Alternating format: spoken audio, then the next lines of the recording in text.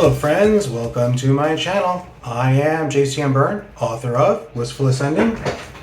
I have a copy. See? Wistful Ascending. And the rest of the Hybrid Helix.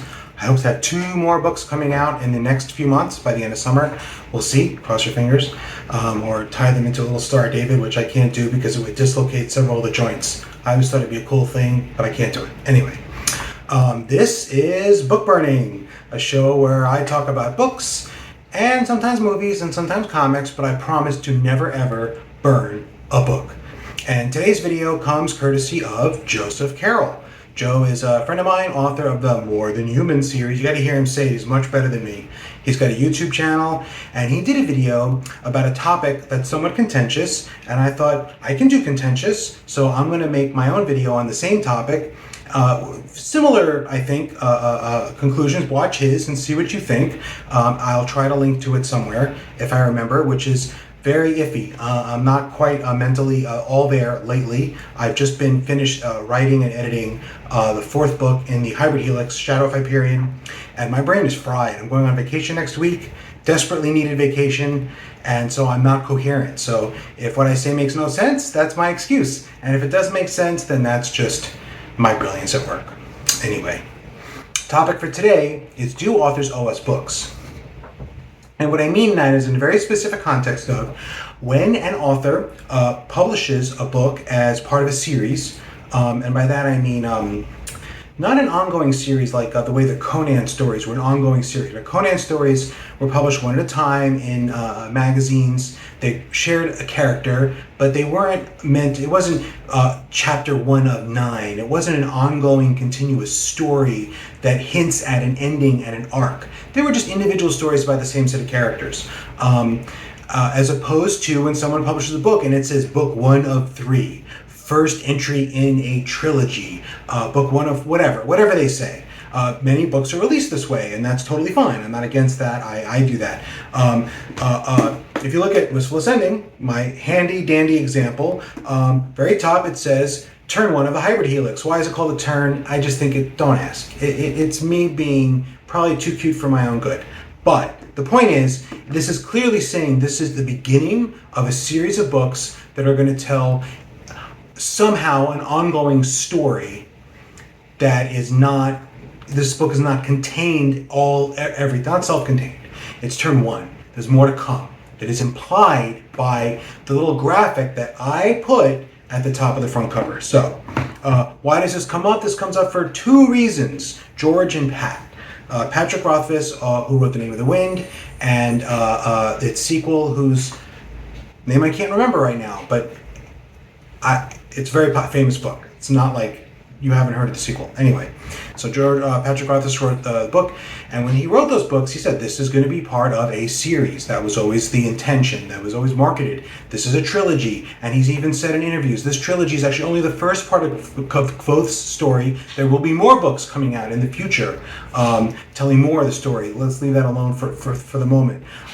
George R. Martin, who was a very good mid-list science fiction writer. I was reading his stuff, like books of his long before Song of Ice and Fire came out. Game of Thrones, the TV show Game of Thrones is based on the book series of Song of Ice and Fire. George R. R. Martin, that guy. This clearly, it's meant to be a series. I forget the details, like how many books he said it's going to be, but we certainly have been waiting for book 5 for a long time, and we haven't gotten it. So these 2 guys have both released books that were beloved and sold millions of copies. They're at the top of their field in terms of sales, volume, and fame. And they promised us more. They explicitly said there's going to be a book 3 or there's going to be a book 5. And those books have yet to materialize. I don't say never. Maybe by the time this video comes out, they'll have surprised us with an announcement. Don't hold your breath. And people get very contentious feelings about it. Some people think that what these guys have done is very bad, and what some people think is that what these guys have done is totally fine and we shouldn't ask more of them. And so I thought I'd weigh in, because why have a booktube channel if you're not going to weigh in on things that make no difference? Because neither of these guys cares what I say. It's not like I'm going to release this video and Patrick's going to go, Joe's right, got to get to writing, and he's going to pump out book 3. Like, that's not happening. So why am I talking about this? I don't know. I thought maybe I would help people clarify why they feel the way they feel about this, and maybe change some minds. Who knows? Okay. So I'm going to start off. This is my second attempt at this video. The first time I think I went off on like morality and relativism and language, and too much preamble, not enough meat. So I'm going to start sort of the halfway point. And I'm going to make it very simple. When you say book one, turn one of a series, when you say book one of a trilogy in your marketing, somehow for a book, when an author does this or a publisher, you are making a promise. Breaking promises is bad. These guys owe us the next book. Okay, I'm kidding. I'm not actually going to stop the video there. I have a little more to say. But on a very fundamental level, the reason we feel hostility, or maybe hostility is too strong a word. The reason we feel bad about the fact that we don't have the fifth book of A Song of Ice and Fire yet, I don't personally care. I DNF the series for reasons I'm not going into here. But lots of people love it. It's because a promise was broken. When you say book one of three, you're promising, I'm going to write the next two, and I'm going to release them. And you say, well, it's kind of a weird promise. The word promise isn't in there. Fair. Is it really a promise? And I'm going to say, yeah, it shares the general characteristics of what a promise is. And all a promise is an exchange where I'm telling you, the promiser says, I'm going to do something later, and you do something for me now. And that thing you do for me now could be making another promise to me, maybe. Or it could be doing something for me now. And that's what promises are. And we see promises everywhere, and our society is built on it. I don't know if every culture is built on promises. Maybe there are cultures that don't have them. I don't know. I'm not an expert. I'm not an anthropologist. But we make promises all the time. If I, pay someone to paint my foyer, I'm saying, you paint my foyer, I'm going to pay you money. He's saying, he's making a promise too. He's like, I'll come paint your foyer. If he finishes for the day and he leaves, he's making a promise. I'm going to come back tomorrow and finish because I ran out of time. And that's fine, right? That's totally reasonable behavior. Everyone understands how these things work. Politicians, if I get elected, I will pass this bill or block this bill. And what are they saying? They're saying, right now, I want you to vote for me or raise money for me or tell your friends to vote for me, somehow contribute to my campaign. And I promise that if I get elected, then later on, I'll do things that you want me to do, whatever they are, depending on the politician. And you know what the considerations are. And that's a promise. If your kid says, I wanna play ball outside with you. Dad, will you play catch with me? You say, I'll play catch with you. I promise. When I'm done with this game, or when I'm done with this video, I'm watching something on Netflix. As soon as I'm done, I'll go play. What are you saying? You're saying you leave me alone, and later on, I'll play catch with you. That's what promises are. You do something for me right now. I'll do something for you later. And we understand the structure. And when an author says, now here's the part that people may not feel is as transparent. When an author says turn one, they're saying, later on, I'll get you a turn two. I'll get you book two. I'll get you book three. Whatever it is. If they say part one of a trilogy, I will get you the rest of the trilogy. They're making that promise. And some people might think, well, that's not really the same thing because what am I doing for them? And the answer is you're actually doing quite a bit. You may not think consciously about what you are doing in return for that promise, but you are.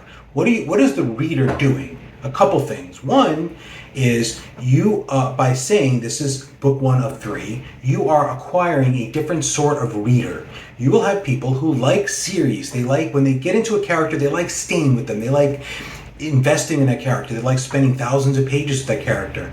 If it's a one-off, they know they're not getting it, and they might not buy the book. But when you say book one of a trilogy, they'll go, oh, I might pick that up because I like series. I happen to be one of these readers myself. I will read a standalone, but I'm much more interested in a series where, there's 15 more books. I'm in. Let me try it, and if I don't like it, I may not finish the series. But I'm much more inclined to want to read it if I know there's more to come. Same thing with comic books. If I know it's a big publisher and there's a lot of comic, I'm more likely to get a start in there than if it's some indie publisher where I think there might just be 2 issues and they'll go out of business. So you're acquiring readers who are, in return for your promise, they are taking you at your word that you're going to do what you say, and they will give the book a try where they might not. Maybe they wouldn't have read Name of the Wind if they thought it was a one-off. I'm sure there are people like that. The other thing people do is they read the book differently. They give you more leeway.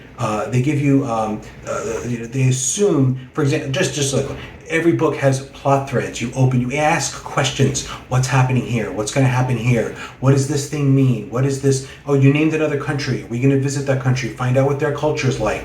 There's all kinds of questions being raised. And in a series, you read the book knowing these questions will not all be answered by the back of this book, right? You know that. That is part of what reading a series means. It means there will be questions asked that are not answered. You don't get the whole story. You don't get the narrative. There's a thread that will continue. Whereas if you get a standalone and it's sold as a standalone, this is the book, okay, then you expect it to be wrapped up. That doesn't mean there can be no open questions, but the amount of open questions and the type of open questions that you allow in a standalone, that you allow for, is much different. It's much shorter. And I'm speaking as a person who's written both. The book I have coming out this summer called Partial Function is a standalone.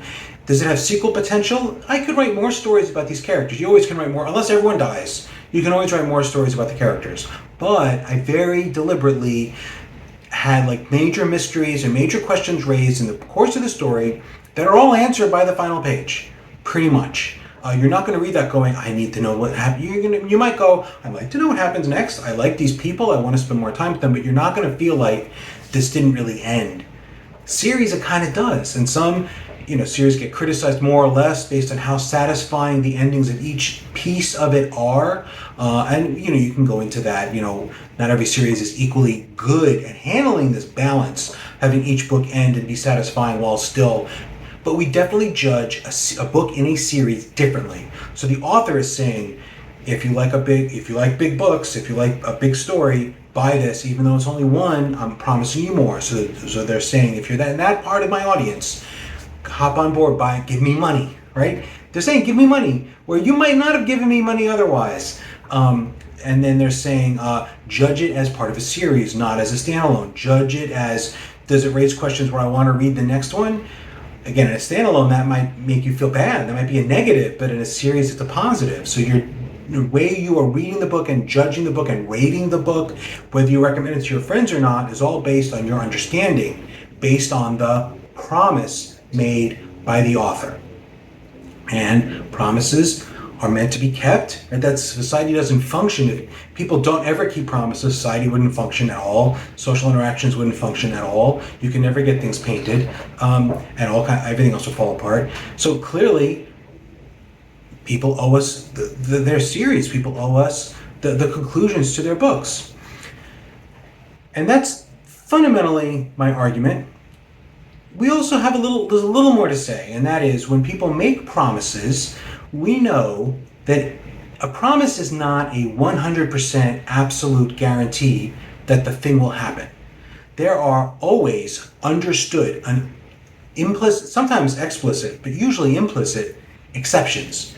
So someone says, and we all understand this, and we're all okay with it, and that's a normal part of promise making. Promise making always has this. So my painter comes and he says, I'm going to finish tomorrow painting your thing. Then he gets into a car accident on the way. I don't have a painter, so this isn't a real person I'm like giving bad luck to with the story. He gets in a car accident on the way home, breaks both his legs.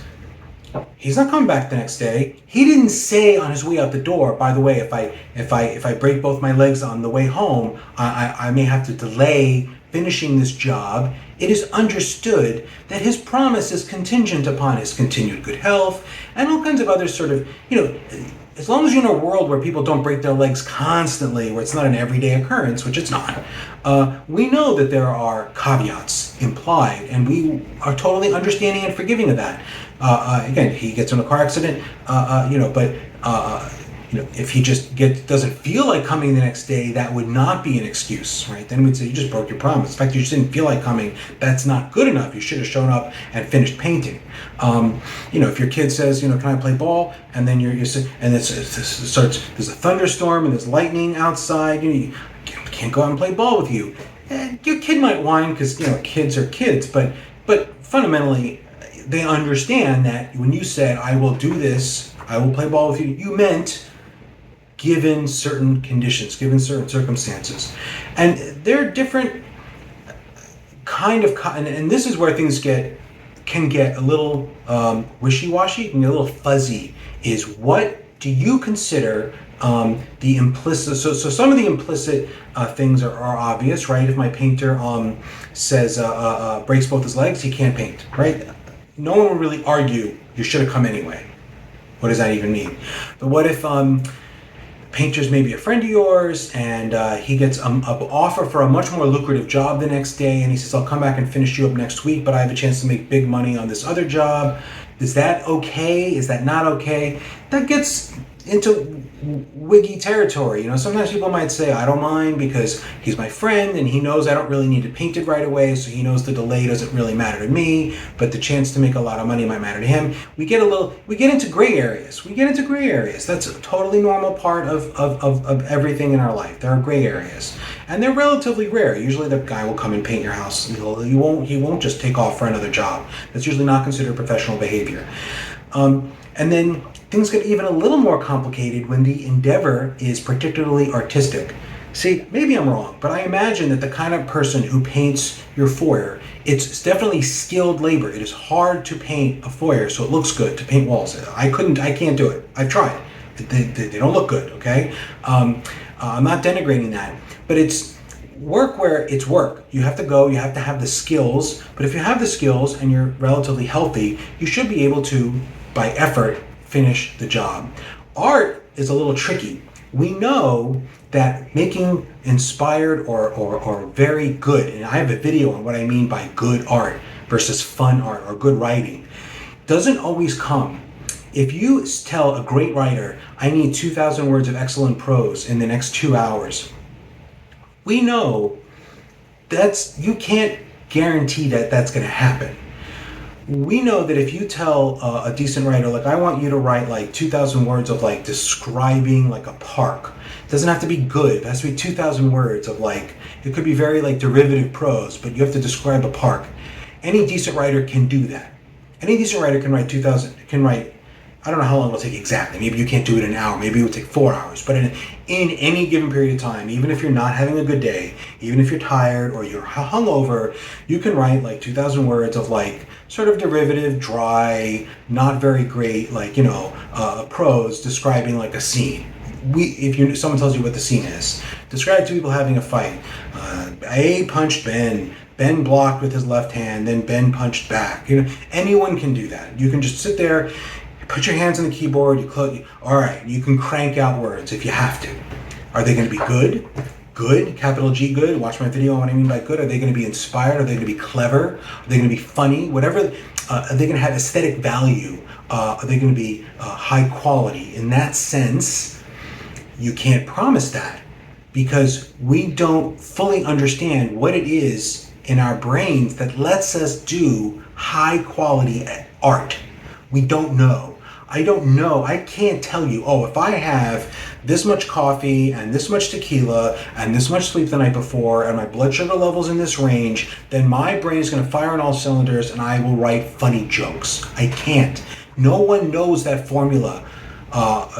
Certainly not generically, maybe for themselves. I don't know. I don't think anyone does. You sit there and you stare at the screen and you can do things to jog. You can do things that facilitate the process. There are things you can do. Okay, but people sometimes get writer's block, and that sometimes just means your brain's not coming up with the good stuff. Your brain can always come up with the stuff. Okay, any writer says they just can't write. They don't really mean that. They mean they can't write anything good. They can't write anything unique and interesting and clever and different, and that doesn't read like something you've read before. Any good, decent writer, any skilled writer can write like kind of derivative crud anytime they want, as long as they can stomach doing that. So we are willing, so my painter, if he breaks both his legs, I know he can't come back and paint.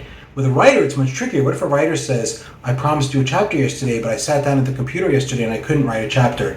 For whatever reason, my brain just wasn't firing. Maybe I'm going through a divorce. Maybe my health isn't great. I have COVID, long COVID, I don't know. Maybe the muse didn't strike me. I'm not a mystical person. People describe this in mystical terms. We can see why they describe it in mystical terms, right? we don't really know why sometimes the muse hits. Sometimes I will sit there and look, you may not like my writing, I don't know, but I think I will write stuff that's really funny and really clever. And there are days where I write stuff and it's dreck. And I don't always know why. Some days I can sometimes tell, sometimes I have an idea. So with a writer, we know, or we are willing to forgive the same way my poor guy with his broken legs. We know his promise isn't going to be kept. If he breaks his leg, we don't even expect him to try to come in and paint with 2 broken legs. We know that we can't expect a writer on any given day to chunk out any number of words that are going to be actually good. And we don't expect Patrick Rothfuss's 3rd book to be dreck or formulaic or pulpy. We expect it to be, I don't want to say brilliant, but to have a lot of aesthetic value. We expect it to be beautiful. Whatever we expect. If you're not a Patrick Rothfuss fan, you have to at least appreciate that he puts aesthetic qualities into his writing that many people appreciate. Even if you don't like it, many people, that is not easily replicable. It's not like, oh yeah, lots of people could have written The Name of the Wind with equally good prose. That is simply not true. If they could have, they would have, and they'd be making millions of dollars doing what Pat Rothfuss did. He has gifts, whether you appreciate them or not, and that stuff does not just come. It's not like painting a wall. Like you go, take a deep breath, as long as your hand is still okay and your legs work, you can paint the wall and put a nice coat of white paint on it. Writing good prose isn't that mechanical. Mechanical might be the wrong word, but hopefully you know what I mean. So we are willing to forgive Pat Rothfuss for having any given day where he doesn't write. Or George R. Martin, same thing. George R. Martin, we expect him to come up with plot twists that we didn't see coming. A plot twist you didn't see coming means he's got to have like a stroke of inspiration. He's got to have the muse has to hit him. And that's just, neurons firing. I don't really believe there's an actual muse, but some days the muse doesn't strike you. So when you look at these guys, on some level, you're like, you broke a promise. On the backhand, we kind of know and the reason many people, I think, I'm putting words in people's mouths or putting ideas in their brains, ascribing ideas to their brains, that they are willing to forgive, or they are not willing to condemn these guys for not coming up with the next book because they know art is hard. So they're willing to forgive the same way you'd forgive the painter with the broken legs. He didn't show up, but he had broken legs. George R. Martin didn't come out with book 5. Maybe he hasn't had any good ideas for book 5. And I get that on some level, and I certainly would not criticize George R. Martin for going a day or a week. I'm not even sure for going even. So here's where it gets tricky, right? I certainly wouldn't, if he sat down at his desk and he sat there for an hour and stared at a screen and said, I didn't get any good ideas in the last hour, I would think nothing of it. He sits there for a whole day, had no good ideas. It's Monday. I would think nothing of it. I would absolutely think that with good intent, he's really trying to write the next book. He's really trying to come up with stuff. He's doing everything he needs to be doing on his end to set up his brain so the muse will hit him. And it's just not happening. I totally forgive it. If he goes a week, I said, well, really? You sat there for a week? You sat there for 4 hours a day? You sat there for 20 hours staring at a screen or doing whatever it is, or writing on a whiteboard or trying out ideas or whatever, and you couldn't come up with an idea for a week? And he says, actually, it was more than a week. It was a month. Really? Yeah, I spent 4 hours a day trying to come up with an idea for a nice twist to get through the first chapter and a half of the next book. And in a month, you couldn't come up with one? And he says, actually, it's not been a month. It's been 4 years. And at some point, I have to say, either you're not really sitting there and trying, you're not really sitting there for 4 hours or 3 hours or 1 hour a day and really trying to come up with the thing you need to get you going in the next book, or maybe you don't have it anymore. Maybe you, I don't know, have some health issue, maybe you have some psychological issue, and there are things that happen and your muse is gone. And by your muse being gone, again, I'm not talking about something mystical, but people lose, I'm going to say this, it's going to sound wrong, people lose some of their faculties, and I mean it in the most, that's probably the wrong word. they lose some capacities, some mental capacities, right? It's like I used to sing the alphabet song backwards. I don't know if I can do that anymore, right? I might have forgotten it. Could I get it back? I don't know, probably. But we know that people age, their brains change, they're in a stressful state for a long period of time. I remember I knew an older gentleman. His wife passed away, and his memory was never the same. And to his credit, he did things to make up for it. Like, he got really compulsive about writing everything down, like, and keeping calendars really carefully, because he knew his memory was never the same after his wife died, his second wife. Traumas can, and maybe not traumas, maybe just you don't know what happened. You can lose mental abilities. You can't write anymore. That could happen. Maybe that happened to George. Maybe that happened to Patrick. I don't know. I don't know these guys. They're not friends of mine. I call Patrick. I don't know why I call him. I shouldn't do that. So my point is, there's a period of time where I think we expect an artist to not necessarily be able to produce. If that time drags on long enough, you think either you're not trying, dude or dudette, either you're not trying, person, or you have lost the ability to do this. You're either not trying to write the next book. Now, I don't know the exact time frame. I can't give you a number. You and I may have different ideas. If I'm trying to write a book, it cannot, right now, it's going to take me, if it takes me more than a year to write a book, I'm not trying. Last two books I wrote took much, I wrote a book in 50 days with a lot of planning, but still, if I can't write a book a year, I'm not trying. Can I write 2 books a year? I think I can, but that requires some luck, some inspiration. I think in the industry, pretty typically we see people who are writing series who are traditionally published should be able to come out with a book every other year.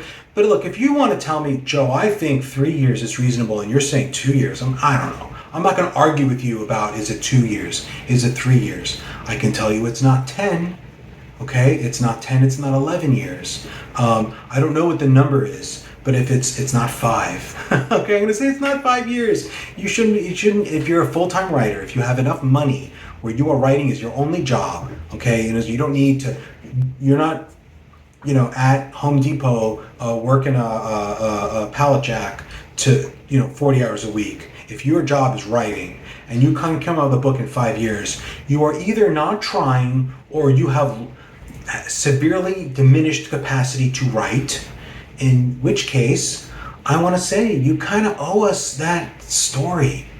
You don't have to, maybe owe is the wrong word, but you have to either explain to me I have lost the ability to write, and you don't necessarily have to tell me how or why. You have to say, I can't do it. I haven't been able to do it for several years. It may come back. I don't know. You either say that or you accept the fact that I'm just going to think of you as a person who breaks promises, who does not keep their word. I mean, does my painter owe it to me to tell me he broke his legs? What if he just says, I can't come? I'm not coming today. On some level, I kind of feel like, yeah, you got to either tell me I had a physical injury. Maybe you don't tell me you broke your legs, but maybe there's a certain issue of privacy there. But if my painter should be saying, I had an unforeseen physical injury. I can't repaint your I will come when I can. It might be 2 months or whatever it is. I don't know how long it takes legs to heal. I have no idea. My wife's the doctor, not me. If Pat has lost the ability to write, or George has, for whatever reason, or for no reason they understand, they need to either say, we have lost the ability to write. We have been trying and we can't write, and we don't know when it's coming back, and we're really sorry. They owe us that, or they can just as happily just have all of us say they are persons who don't keep their word. They have broken promises. They have wronged us. Because they have. Only a little bit, okay? And just also, another thing to be clear, George R. R. Martin hasn't stabbed anyone that I know of, okay? He hasn't written his 5th book. Yeah, he broke a promise. Yeah, we have a right to be a little annoyed at him for that, but no one should be cursing at him or vandalizing his house or no one, right? If they've wronged us a little bit, right? It's like cutting someone off, maybe it's less than cutting someone off in traffic. I don't know. But sometimes people defend these guys based on the idea, well, they didn't kill anyone. They didn't do anything dramatically evil. They didn't. I'm agreeing, okay? I'm agreeing.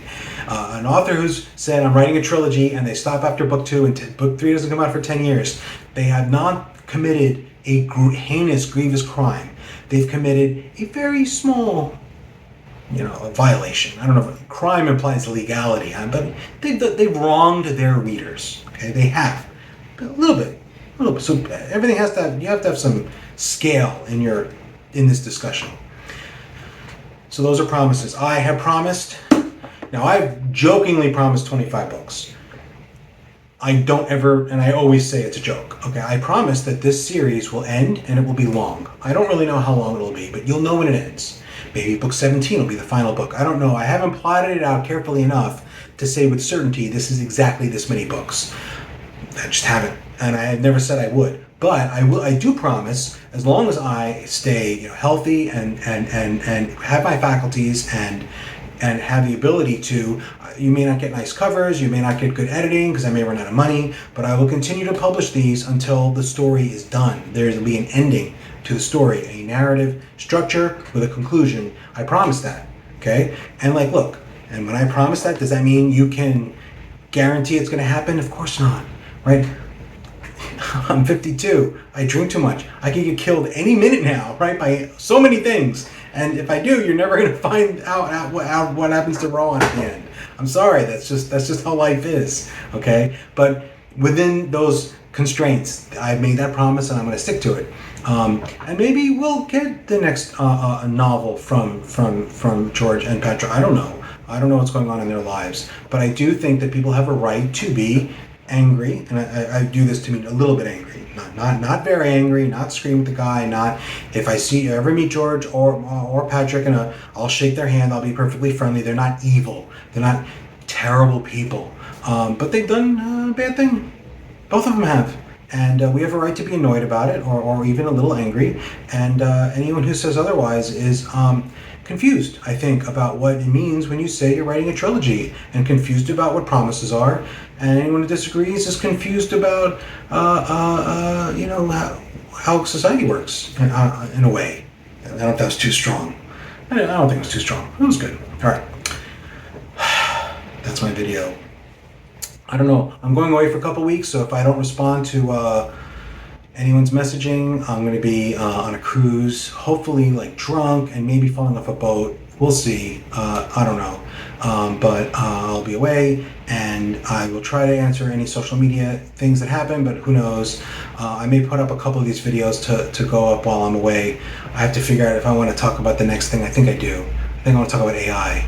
But we'll see. You'll see if the video comes up, you'll know I did it. And if it doesn't, you'll know I didn't. That sounded weird. Okay. Anyway, I hope if you enjoyed this, and I hope that you find other videos that you like and enjoy, and I hope you read my books and enjoy them. And if you don't like my books or you finish them, I hope you find other books that you love, that you enjoy, that bring happiness to your life. And this is JC and Berne, and this was Book Burning.